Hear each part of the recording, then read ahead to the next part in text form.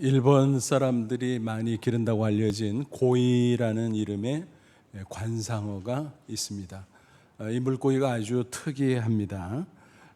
동일한 그 물고기를 작은 어항에 넣어서 기르면 한 5 내지 8cm 그렇게 작다고 합니다. 그런데 큰 수족관이나 작은 연못에 넣어서 기르면 그게 좀 커져서 15 내지 25cm까지 자란다고 합니다. 그런데 아예 큰 강물에 방류를 하면 1m, 심지어는 1m 20, 30 이렇게 엄청 크게 자란다고 합니다. 신기하죠? 무슨 말인가요? 고이 안에 있는 잠재력이 엄청나지만 작은 공간에 제한이 되면 조금밖에 자랄 수 없다라는 이야기입니다. 우리 인간도 마찬가지라고 생각합니다. 작은 생각의 틀에 갇혀 있으면 그저 그런 수준의 인생을 살아갈 수밖에 없습니다. 하지만 큰 생각 안에서 마음껏 헤엄치듯이 살아간다면 얼마든지 복되고 풍성하고 아름다운 인생을 살아갈 수 있다는 것입니다. 인간은 어떤 습성이 있습니까? 작은 생각에 머무는 습성이 있습니다. 자신의 환경 혹은 상황에 비추어서 스스로 제한된 생각에 갇히는 시기입니다. 그러다 보니까 마냥 그저 그런 수준으로 살아가기 일쑤다라는 것입니다. 옛날에 이런 유머가 있었어요. 거지와 지게꾼의 소원. 여러분 무엇이겠습니까?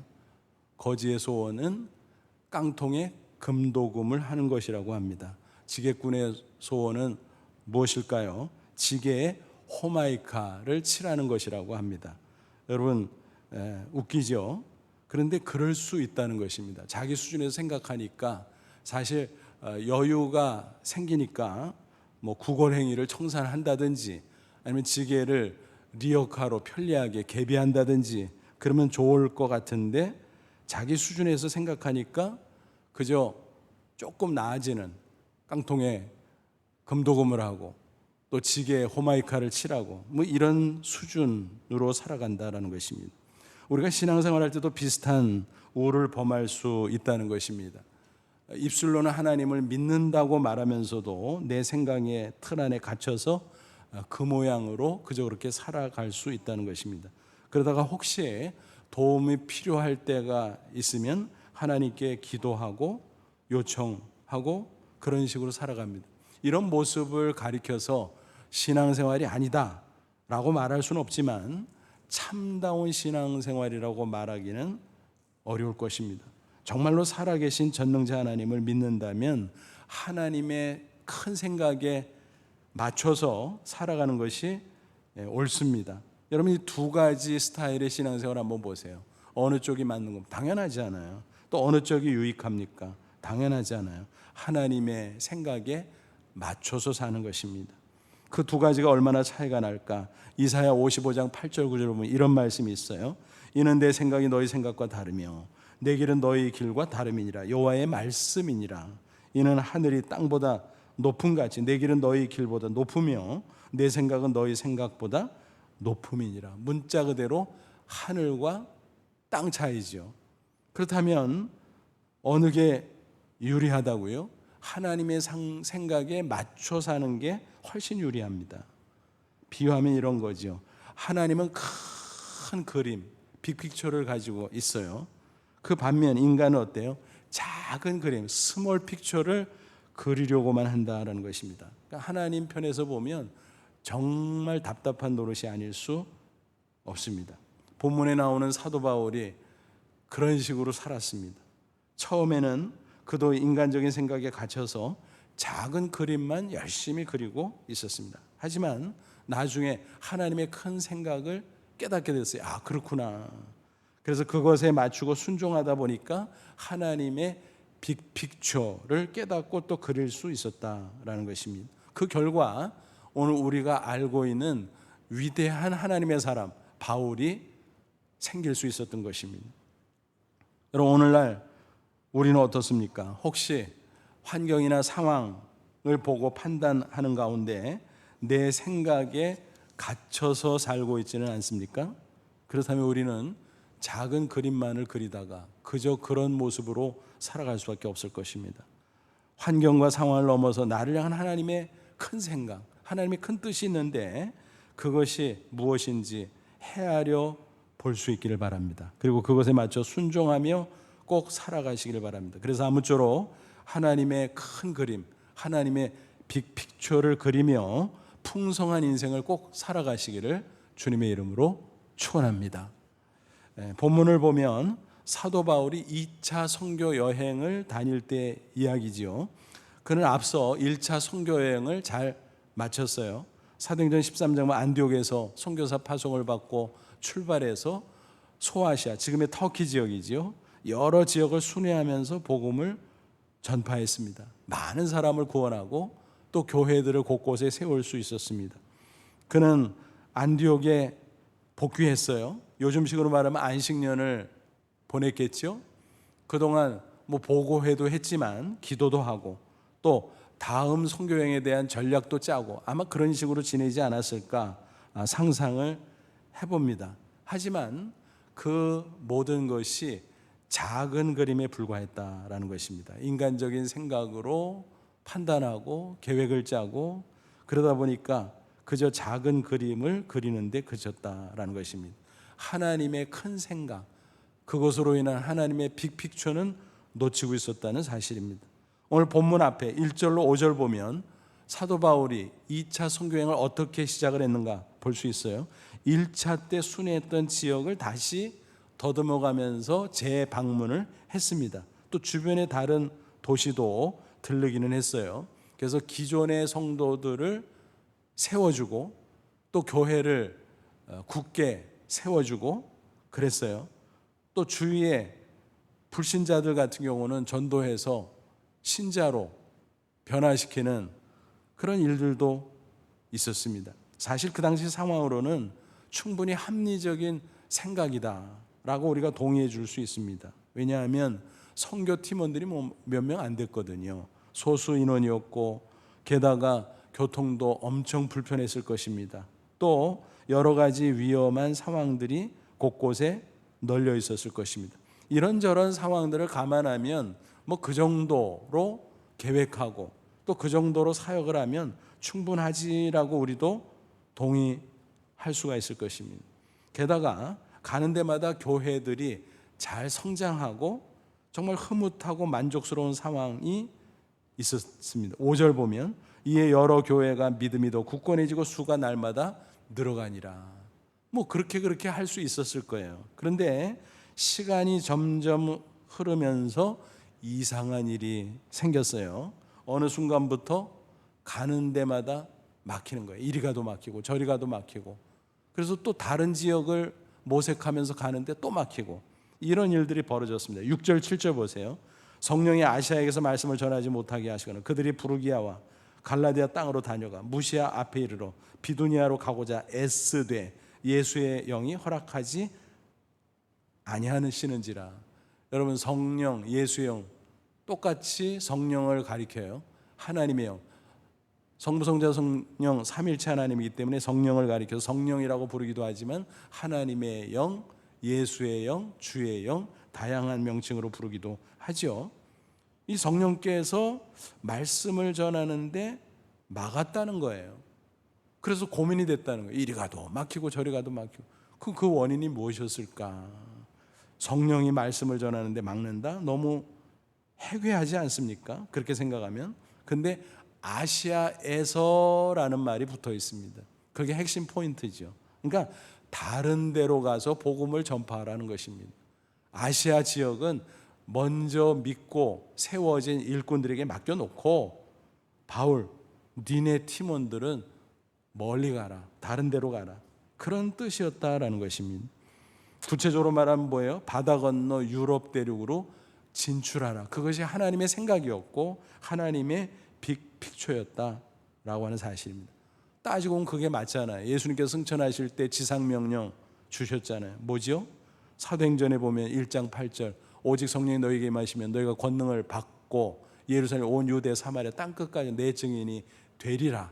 그러니까 자꾸 확장되고 흩어져서 땅 끝까지 복음을 전하라는, 그게 주님의 명령이잖아요. 그런데 예루살렘 교회 성도들은 예루살렘 안에서만 뱅뱅 돌았고, 스데반 순교를 통해서 흩어졌지만 그래도 멀리 가지를 않으려고 그래요. 될 수 있으면 그냥 그 동네 같은 유대인들 이런 식으로 자꾸 스스로를 가둬두었다라는 것입니다. 심지어는 바울조차 그랬던 것입니다. 소아시아 지역을 다니면서 물론 이방인들에게 전했지만 하여간에 우리가 익숙한지요, 지난번에 다녀왔던지요, 여기서 좀 잘해보자. 그게 나쁜 거는 아니지만 그러나 주님의 큰 생각에는 미치지를 못했다라는 것입니다. 여러분, 우리가 어떤 일을 행하다가 막힐 때는요, 잠깐 멈추어서 생각해 봐야 돼요. 이게 하나님의 뜻인가 아닌가. 하나님의 뜻이 아니기 때문에 막힌다면 우리는 돌아서서 방향 전환을 해야 될 것입니다. 물론 그렇다고 막힌다고 하나님의 뜻이 아닌 거는 아니에요. 어떤 때는 고난이 있어도 하나님의 뜻을 점검해서 맞아. 근데 왜 고난이 있지? 핍박이 있지? 그래도 우리는 돌파할 수 있어야 됩니다. 그러면 하나님의 새로운 역사가 나타날 것입니다. 그게 유의사항이에요. 그래서 환경에 인도받을 때는 열린다고 하나님의 뜻이 무조건 그런 게 아니에요. 또 닫힌다고 하나님의 뜻이 아닌 게 무조건 그런 게 아니에요. 반대로 열리면, 닫히면 그걸 기계적으로 생각해서는 안 된다는 것입니다. 요나의 케이스를 보면 반대 케이스 우리가 알 수 있어요. 열렸거든요. 근데 하나님의 뜻이 아니거든요. 그래서 오히려 낭패를 당했거든요. 요나가 니느웨로 가라, 그런 하나님의 말씀을 들었잖아요. 싫었어요. 왜? 니느웨는 아수르의 수도거든요. 이스라엘의 적대 국가. 거기 위험하잖아요. 야, 원수 나라에 내가 왜 가? 위험한데. 미쳤어? 게다가 그 백성들 하나님의 심판으로 망하면 좋지, 뭘 회개하라고 말씀 전해서 구원해. 싫어. 거부했습니다. 그래서 정반대편 다시스로 도망치려고 하는데 항구로 가봤더니 배가 딱 와 있네요. 길이 활짝 열린 거예요. 요나서 1장 3절, 그러나 요나가 여호와의 얼굴을 피하려고 일어나 다시스로 도망하려 하여 욥바로 내려갔더니 마침 다시스로 가는 배를 만난지라. 다 대기하고 있어요. 여러분, 요나가 이때 생각을 해야 돼요. 이게 하나님의 뜻인가? 그게 시험이거든요. 유혹이거든요. 그것 하면 안 되거든요. 근데 이미 영적인 분별력을 잃어버린 요나는 얼씨구나 좋구나 하고 배를 집어 탔네요. 그리고 이제는 하나님 나 못 찾지 착각을 하게 돼서 그릇된 안심하는 마음으로 배 밑창에 들어가 쿨쿨 잠들어 버리고 맙니다. 하지만 하나님의 역사가 막 나타나죠. 큰 풍랑이 일어나고 배가 막 흔들려요. 파도가 쳐서 배가 뒤집혀 파선 지경에 처하게 됩니다. 선장이고 선원이고 승객들이고 죽는다고 난리가 났어요. 그들 고대인들은 각각의 신의 저주 때문에 그런 일이 벌어진다고 생각을 했거든요. 그러니까 도대체 누구 때문이야? 누구가 믿는 신이 노한 거야? 이런 식으로 하다가 요나가 딱 걸려버렸죠. 요나가 그때 이실직고합니다. 내가 여호와 하나님을 믿는데 나 때문에 그래. 이만저만해서 내가 하나님 거역하고 도망치고 있거든. 그러니 나를 바다에 던져. 그러면 괜찮을 거야. 할 수 없이 바다에 던졌어요. 그가 회개를 결단한 거지요. 그때 하나님께서는 그를 용납해 주셨어요. 큰 물고기를 준비했다. 그를 삼켰고 물고기 뱃속에서 3일 동안 밤낮을 있다가 회개하고 이제 새로운 마음가짐으로 있을 때 물고기가 오버히트를 하죠. 그래서 이제 육지에 다시 도달하게 됩니다. 이제는 하나님의 뜻에 순종해야 되잖아요. 그래서 니느웨로 갑니다. 그곳에 하나님의 말씀을 전합니다. 그러자 왕이고 백성이고 심지어 어린아이까지 다 그 말씀을 듣고 회개하고 여호와를 경외하게 됩니다. 놀라운 일이었죠. 그게 하나님의 빅픽처였다는 것입니다. 그러니까 열려도 아닐 경우가 있는 거예요. 닫혀도 어떤 때는 그게 하나님의 뜻일 수가 있는 거예요. 근데 오늘 본문의 경우는 닫혔는데 이게 하나님의 뜻이 아니구나. 그렇게 영적으로 분별해야 됐습니다. 바울은 다행히 그것을 분별할 수 있었어요. 자꾸 막히니까 고민을 했어요. 밤새 기도를 했어요. 근데 하나님께서 환상 가운데 나타나서 주의 뜻을 보여 주십니다. 9절 10절 보세요. 밤의 환상이 바울에게 보이니 마게도냐 사람 하나가 서서 그에게 청하여 이르되 마게도냐를 건너와서 우리를 도우라 하거늘 바울이 그 환상을 보았을 때 우리가 곧 마게도냐로 떠나기를 힘쓰니 이는 하나님이 저 사람들에게 복음을 전하러 우리를 부르신 줄로 인정함이라. 그 시대는 성경이 완성되지 않았기 때문에 직접 계시, 특별 계시로 환상, 꿈 등등의 방법으로 계시하는 경우가 덜어 있었어요. 지금은 성경이 완성됐기 때문에 주로 말씀을 묵상하고 기도하는 가운데 성령께서 하나님의 뜻을 우리에게 가르쳐 줍니다. 어쨌든 환상을 통해서 하나님이 바울에게 하나님의 생각, 하나님의 뜻을 보여준 거예요. 어떤 환상이었습니까? 마게도냐 사람이 나타나더니 얼굴 보면 알잖아요. 복장 보면 알잖아요. 이리 건너와서 우리를 도와주세요. 막 그러는 거예요. 바울이 처음에는 저게 뭐지? 기도하는 가운데 성령께서 가르쳐 줬어요. 그거 뭘 도와달라 그러겠냐? 네가 뭐 도와줄 게 있냐? 복음 전해달라는 거지. 그래서 요즘식으로 말하면 바울이 무릎을 탁 친 거예요. 옳거니 그랬구나. 하나님의 생각은 아시아에서 뱅뱅 돌지 말고 아시아 지역은 딴 사람한테 맡기고 바다 건너 유럽 대륙에 진출하는 것이구나. 그래서 그는 빌립보로 갑니다. 빌립보는 어떤 도시였다고? 첫 성이라 그랬으니 마게도냐 지방의 첫 성이라는 것은 리딩 시티, 그러니까 관문 도시, 아주 중심 도시라는 거예요. 그래서 거기 가서 복음을 전하면 그 주위 지역으로 복음이 잘 확산될 수 있는 그런 거점이었다라는 거죠. 이렇게 해서 사도 바울이 빌립보에 도착을 합니다. 그때 얼마나 막막합니까? 인간적으로 뭐 연고가 있어요, 뭐 아는 사람이 있어요, 지리를 알아요, 그죠? 하지만 기도하면서 바울이 이제 그 빌립보를 더듬어 가는데 놀라운 일들이 펼쳐졌어요. 하나님이 다 준비해 놨어요. 한마디로 말하면 하나님의 서프라이즈죠. 유대인들은 어느 도시에 거주하든지 안식일이 되면 회당에 모여요. 회당이 없으면 뭐 강가랄지 또는 숲속이랄지 한적한 곳에 모여서 찬양하고 경배하고 그러거든요. 그래서 빌립보에도 그런 데가 있겠지 하고 더듬어 보는데 여인들을 만났어요. 기도하는 여인들. 그 중에서 특별히 누굴 만났습니까? 루디아. 그때 어떤 일이 벌어졌다고요? 14, 15절 보면 두아디라시에 있는 자색 옷감 장사로서 여성 실업인이에요. 하나님을 섬기는 루디아라는 한 여자가 말을 듣고 있을 때 주께서 그 마음을 열어 바울의 말을 따르게 하신지라. 그러니까 그전에는 구약 성경만 믿는 사람이었어요. 그런데 예수님의 복음을 듣고 그게 그렇게 연결되는구나. 메시아로 오신 분이 예수님이구나. 그래서 예수님을 믿게 됩니다. 그와 그 집이 다 세례를 받고 우리에게 청하이르되 만일 나를 주 믿는 자로 알거든 내 집에 들어와 유하라 하고 강권하여 머물게 하니라. 이제 내가 예수 믿고 같은 그리스도인 성도가 됐으니 그거 인정한다면 우리 집에 꼭 머물면 좋겠습니다. 그래서 그 집안에서 교회의 처소가 마련된 거예요. 요즘처럼 교회당을 크게 지어놓고 많은 사람이 모일 때가 아니잖아요. 그래서 그 유력한 집에서 뭐 소수의 사람이 모여서 예배하고 예배 처소로 삼고 그게 교회지요. 이런 식으로 해서 루디아의 집에 바로 빌립보 교회가 시작이 된 것입니다. 유럽 대륙 최초의 교회였죠. 그뿐이 아니죠. 바울과 실라가 이제 거기 머물면서 매일 복음을 전하는데 한 번은 귀신 들린 여종, 너무너무 불쌍해요. 점을 치는데 복채 받으면 주인한테 다 상납해. 너무너무 불쌍해. 그래서 귀신을 쫓아줬어요. 더 이상 점을 못 치니까 주인들이 화가 난 거예요. 그래서 모함을 해서 바울과 실라가 감옥에 갇히게 됩니다. 실컷 매를 맞았어요. 얼마나 힘들었겠습니까? 그런데 밤중에 일어나서 기도하고 찬양하고 그럽니다. 그런데 놀라운 일이 벌어집니다. 큰 지진이 나죠. 옥토가 흔들리죠. 또 꽁꽁 묶었던 착고가 풀리죠. 옥문이 활짝 열리죠. 졸고 자고 있던 간수가 깜짝 놀랐어요. 이게 뭐지? 그래서 얼떨결에 오판에서 죄수들이 탈옥했구나. 큰일 났다. 로마법으로는 죄수들을 놓치면 간수가 처형당할 수도 있거든요. 심한 경우는 가족들까지 어려움을 당할 수 있거든요.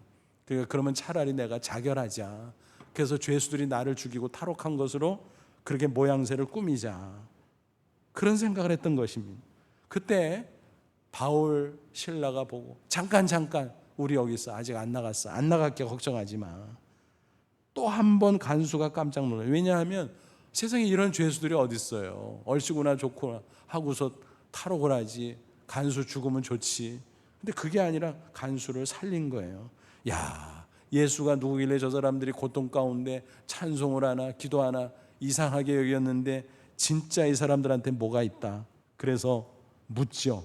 30절 31절 그들을 데리고 나가 이르되 선생들이여 내가 어떻게 해야 구원을 받으리까 하거늘 이르되 주 예수를 믿으라 그리하면 너와 내 집이 구원을 받으리라 하고. 그래서 어떻게 구원받습니까? 예수 믿으면 돼. 당신뿐만 아니라 당신의 집안 다 예수 믿으면 구원받을 수 있어. 그래서 간수와 그 집안 식구들이 다 복음 듣고 세례받고 놀라운 일이 벌어졌습니다. 루디아 집에 모인 그 그리스도인들과 같이 모였는지는 모르지만 그 후에 어쨌든 어떻게 해서든지 연결이 되지 않았을까. 그게 바로 빌립보 교회의 모습이었다. 후일 사도 바울의 선교의 큰 후원자가 되기도 했죠. 여러분 얼마나 놀랍습니까? 그뿐만이 아니에요. 감옥에 나갈 수 없게 된 사도 바울 그리고 신라는 그 후에 어떻게 됐을까? 성경 쭉 읽으면 나오잖아요. 그 다음 날인데 영문을 모르게 상관들이 보냈다 그러면서 그 부하가 와서 나가래요. 그러니까 바울이 화가 났어요. 아니 어제는 체포하고 가두더니 오늘은 그냥 나가라고? 내가 누군지 알아? 로마 시민권자야. 로마 시민권자는 적법하게 체포, 구금, 재판을 거쳐야 돼. 풀어주는 것도 마찬가지야. 그런데 함부로 다뤄? 호통을 칩니다. 그러니까 보고가 올라가서요. 상관들이 직접 와서 싹싹 빕니다. 제발 나가주세요. 몰라 뵀습니다. 그래서 호통을 치고 당당하게 나오는 바울과 신라의 모습을 우리가 상상해 볼 수 있죠. 바울이 굳이 이렇게 한 이유가 뭘까요? 자기가 복음을 전했는데 로마 시민권자를 알림으로써 복음을 받은 사람들이 자기가 떠난 이후에도 핍박받지 않도록 조치를 하기 위함이었다라고 판단할 수가 있습니다. 여러분 보세요. 사도 바울이 이제 이런 일들을 겪으면서 무슨 생각을 했을까? 소아시아에서 그래서 계속 막혔던 거구나. 빌립보에 건너오고 나니까 주님께서 이런 놀라운 일들을 준비해 놓으셨구나. 야, 대단하다. 이게 하나님의 빅픽처구나. 그럼 내가 앞으로 어떻게 살지? 내 생각대로 계획대로 살지 말고 하나님의 큰 생각과 뜻대로 그것을 확인하고 거기에 맞추고 순종하고 살아가야 되겠구나. 그게 최고구나. 그렇게 결단했겠지요. 그래서 그런 방식으로 살다가 위대한 사도 바울의 생애를 살아낼 수 있었던 것입니다. 그런 상상을 해봤어요. 바울이 사실 짧은 생애를 살고 천국에 갔기 때문에 하나님의 큰 그림을 다 보지는 못했어요. 어느 정도까지 봤지. 그리고 천국 갔어요. 그 후에 오랜 시간이 흘렀잖아요. 가정에서 상상입니다만 바울이 천국에서 잠깐 이 세상에 다녀간다면 얼마나 놀랄까요? 깜짝 놀랄 거예요. 야, 내가 그때 빌립보에 간 게 이렇게 큰 일이었어? 그런데 역사가 토인비는 바울이 빌립보에 간 사건을 두고 이렇게 평가했습니다. 그때 바울이 탄 배는 유럽의 문명을 싣고 가는 배였다. 딱 맞잖아요. 그래서 유럽이 복음화됐고 유럽이 기독교 문명권이 됐잖아요. 정말 놀라운 하나님의 빅픽처였다라고 생각할 수 있습니다. 그렇습니다. 하나님의 생각, 하나님의 뜻은요 항상 좋은 것입니다. 항상 크고 놀라운 것입니다. 그러므로 그것을 구하고 찾고 확인하고 거기에 맞춰서 사는 것이 승리의 길인 줄로 믿습니다. 예레미야 29장 11절에 여러분 이런 말씀이 있어요. 여호와의 말씀이니라 너희를 향한 나의 생각을 내가 하나니 평안이요 재앙이 아니니라. 너에게 미래와 희망을 주는 것이니라. 너희가 내게 부르짖으면 내게 와서 기도하면 내가 너희들의 기도를 들을 것이요 너희가 온 마음으로 나를 구하면 나를 찾을 것이요 나를 만나리라. 그러니까 하나님을 향해 나아가 찾고 구하면 하나님의 생각을 보여줄 텐데 하나님의 생각은 좋은 것이다. 나쁜 게 아니다. 그것은 미래에 어마어마하게 좋은 일이다 라고 말씀하는 것입니다. 희망적인 것이다 라고 말씀합니다. 그러므로 여러분 확인해 보십시오. 바울처럼 하나님의 큰 그림 빅픽처를 보면서 살아간 사람은 어떻게 됐나? 예 없이 승리의 인생을 살아갔습니다. 또 역사 속에 인물들, 성경의 다른 인물들 다 보세요. 다 동일합니다. 원리는 참 믿음의 사람들은 하나님의 생각을 파악했고 그것에 맞춰 살았고 하나님의 빅픽처를 경험했다라고 하는 것입니다. 예를 들어보지, 아브라함 보세요. 그는 메소포타미아 문명 중심지 갈대아 우르에 살고 있었어요. 근데 하나님이 뜬금없이 야, 내가 지시하는 땅으로 가라. 그래서 순종했어요. 그래도 믿음이 있으니까. 알고 보니까 변방 가나안 땅이야. 야, 인간적인 생각으로 판단하니까 현실성이 없는 약속을 주시는데, 야, 하나님 이상하다. 아니 중심지에서 변두리로 가라 그러고 또 뭐 약속이 찬란하긴 한데 현실성이 없어. 근데 사실 알고 보니까 그게 하나님의 빅픽처였던 거예요. 창세기 12장 2절 3절 내가 너로 큰 민족을 이루고 내게 복을 주어 내 이름을 창대하게 하리니 너는 복이 될지라 너를 축복하는 자에게는 내가 복을 내리고 너를 저주하는 자에게는 내가 저주하니 땅의 모든 족속이 만민이 너로 말미암아 복을 얻을 것이라 하신지라. 그럼 얼마나 지금 이 시점에서 따지면 다 성취됐잖아요. 그때는 나이 75세인데 아들 하나 없는 아브라함 큰 민족이 이루어준다 그럴 때 야, 그게 될까? 아마 그런 생각을 했겠죠. 인간적으로. 게다가 큰 민족이 될 뿐만 아니라 더 나아가서 축복의 통로가 돼서 만민에게 복을 나눠줘? 야, 그게 될까? 그는 인간적인 생각으로 긴가민가 했을지 몰라요. 그래도 믿음의 사람이기 때문에 순종했고 하나님을 따라가다 보니까 이제 뭔가 이루어지겠지. 그런데 시간이 가도 소식이 없네요. 그래서 어느 날 하나님께 여쭤봤어요. 하나님, 소식이 없는데 다른 길이 있나 보죠? 그러면은 내가 엘리에셀, 내가 집에서 기르고 부리는 종인데 참 착실한데 양자 삼을까요? 하나님 뭐라 해요? 야, 그거 아니고 니네 부부 사이에 아들 주고 큰 민족 이룬다니까. 아, 그래요? 그래서 또 기다렸어요. 시간이 흐르고 흘러서 10년이 됐네요. 그래도 소식이 없네요. 이때는 부부지간에 의논을 해서 인간적인 생각과 계획을 짠 거죠. 그래서 하갈을 첩으로 들여서 아들을 보기는 봤죠. 이스마엘. 근데 어떻게 됐습니까? 하나님이 퇴짜를 넣네요. 야, 혈통적으로 내 아들이지만 약속의 아들은 아니야. 내가 너희들 두 틈에서 믿음의 약속의 아들을 준다니까. 그래서 또 기다렸죠. 그러다가 마침내 그들의 신앙이 연단되고 온전해질 때 하나님은 이삭을 주셨고 이삭을 통해서 계속 후손들이 나고 결국 이스라엘 민족을 이루었습니다. 또 그 후손 가운데 메시아로서 하나님의 아들 예수 그리스도가 오셨고 그분을 믿는 자마다 유대인뿐만이 아니라 이방인조차 다 구원받고 영적인 이스라엘, 영적인 아브라함의 후손이 될 수 있었다라는 것입니다. 저와 여러분도 여기에 포함된 거 아니겠습니까, 여러분? 가정에서 아브라함도 천국에서 있다가 잠깐 이 세상에 와보면 깜짝 놀게. 야, 그때 하나님이 큰 민족 이루고 심지어는 바닷가에 해변가에 모래처럼 또 저 하늘의 뭇별처럼 후손이 그렇게 많아진다 그랬는데, 야, 진짜구나. 야, 하나님의 빅픽처가 이루어지는 것을 목격하게 될 것입니다. 요셉도 보십시오. 하루아침에 노예로 팔려서 애굽에 갔어요. 영문을 몰랐죠. 부잣집 아들도 그저 그 동네에서 그냥 대충 살아가기를 원했을지 몰라요. 안일하게. 그게 그가 그려가던 작은 그림이었는지 몰라요. 그러나 하나님의 빅픽처는 달랐어요. 하나님의 섭리 가운데 애굽에 노예로 팔려갔지만 그래도 믿음의 사람이라 하나님 의지하고 하나님을 따라가다 보니까 애굽의 총리가 되네요. 만민을 흉년에서 구원했어요. 뿐만이 아니라 이스라엘 이민 초청해서 거기서 번성함으로 큰 민족이 되는 토대를 놓을 수 있었어요. 요셉은 물론 그 이후는 보지 못했죠. 먼저 천국에 갔기 때문에.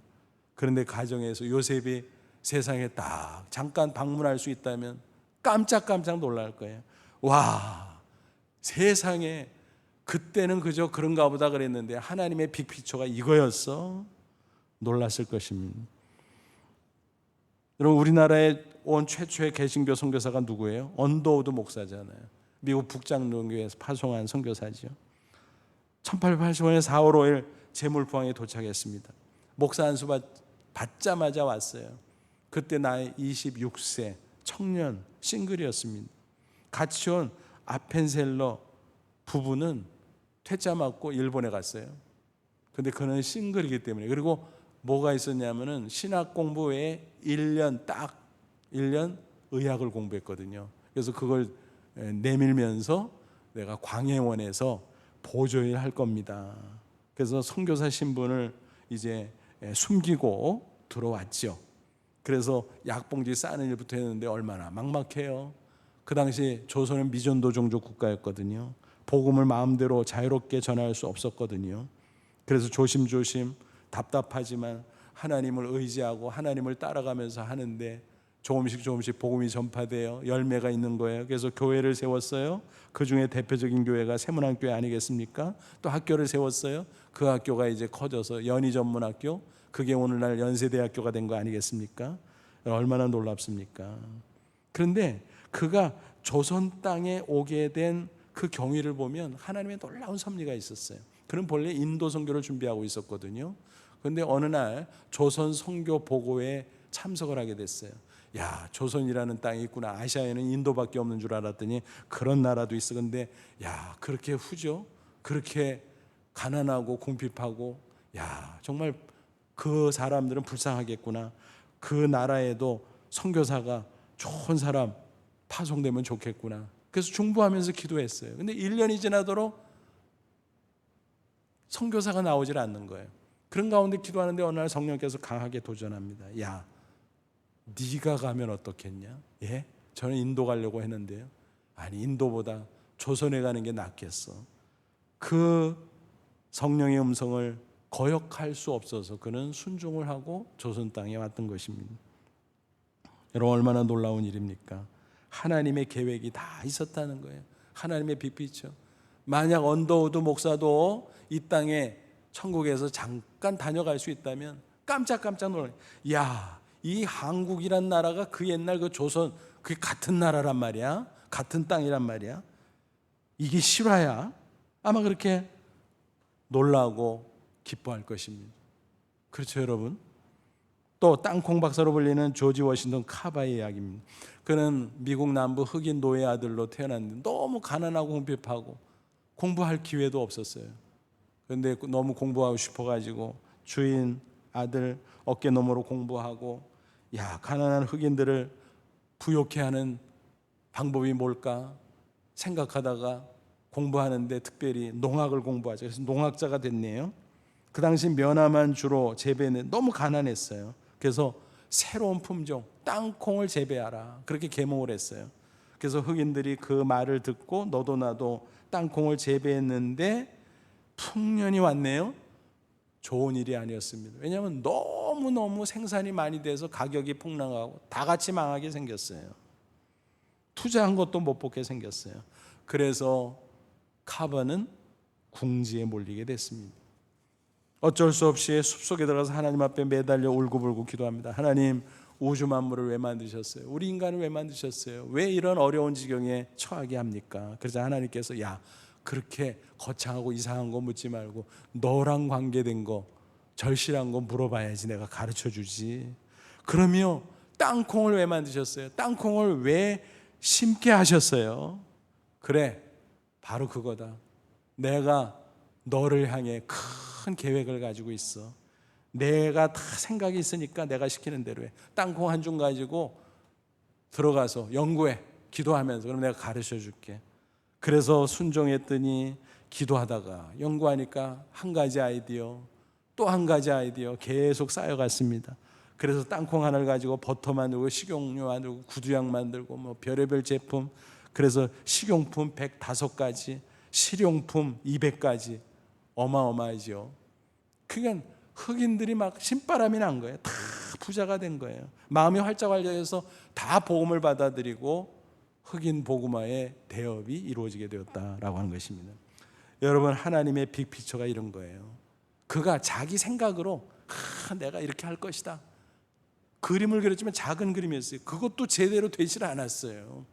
그런 하나님 앞에 바짝 무릎 꿇고 하나님의 뜻이 뭡니까? 하나님의 생각이 뭐예요? 여쭤보고 그것을 발견하고 거기에 맞춰서 순종하다 보니까 하나님의 큰 그림, 빅픽처가 이루어지는 것을 목도할 수 있었다라고 하는 사실입니다. 여러분, 시각장애인 안유한 목사님 잘 아시잖아요. 그는 가난한 목사의 아들로 태어나서 자라는데 하나님이 너무너무 쓰렸어요. 가난을 주신 하나님, 목사면은 잘 살아야지, 하나님 제일 잘 믿는데 그런 반발심이 생겼어요. 그래서 어린 시절 교회 담벼락에다 낙서해놨어요. 하나님은 없느니라. 안요한 복음 1장 1절. 기가 막히죠. 같은 목사로서 그 아버지가 얼마나 기가 막혔을까 상상이 돼요. 그런데 자라서 대학을 갔어요. 해방, 서울에 올라가서 마음껏 자유를 만끽했습니다. 그러다가 졸업해서 고향에 내려가서 아버지를 뵀는데 아버지가 강권하는, 야, 어려서 너 하나님 앞에 하나님의 종으로 바쳤어. 신학교 가야 돼. 아니, 내 허락도 안 받고 바쳤어요. 또 반발했지만 하도 강권해서 알았어요, 그럼 한번 가볼게요. 그러고 신학교에 들어갔는데 하나님은 아무리 신학 공부를 해도 없는 거예요. 결론, 시험 답안지에다가 하나님 없음 자퇴를 했습니다. 써놓고 그 후에 자기 마음대로 이제는 취직하고 결혼도 하고 잘 나갔어요. 세상적으로. 그러던 중 미국 정부의 초청을 받았어요. 얼마나 신바람 납니까? 그 시절에 미국 가기가 쉬워요. 그래서 꿈에 부풀어 있는데 출국 며칠 전 눈앞이 어른데 안 보여. 이게 뭐지? 병원을 전전했지만 못 고치고 결국 중도 실명자가 되어버렸어요. 그때 나이가 37세. 가정불화 끝에 아내와 딸도 떠나버리고 혼자 됐습니다. 절망이었습니다. 죽으려고 했지만 앞이 안 보이니까 죽는 것도 여의치 않았습니다. 그런데 그 절망의 시간에 하나님께서 찾아오셨어요. 야, 하나님이 계셨어? 내가 왜 몰랐지? 그래, 내가 있다. 내가 너를 떠나지 않겠다. 내가 너를 도와주겠다. 그거를 확신하게 되니까 살 소망이 생겼어요. 그래서 더듬더듬 찾아간 곳이 서울역 뒤 구두 닦기 농마주에 하는 아이들이 있는 곳이었습니다. 그곳에 의지하면서 구걸도 하고 밤에는 야학으로 아이들을 가르치고 그러다가 신학교 가고 목사가 되고, 근데 하나님께서 그를 드러내셨어요. 쓰기 시작했어요. 잘 아시잖아요. 낮은 데로 임하소서. 실화 소설이 나오고 영화가 나오고 그가 유명해졌어요. 그래서 교회를 세우고 선교단체를 세우고 복지단체를 세우고 그러면서 40여 년 동안 복음을 전하고 많은 사역들을 감당해 오게 되었습니다. 그의 간증을 들어보면 핵심 포인트 이거였어요. 그분이 외대 프랑스어과 출신이거든요. 그래서 원래 꿈이 외교관이었다는 것입니다.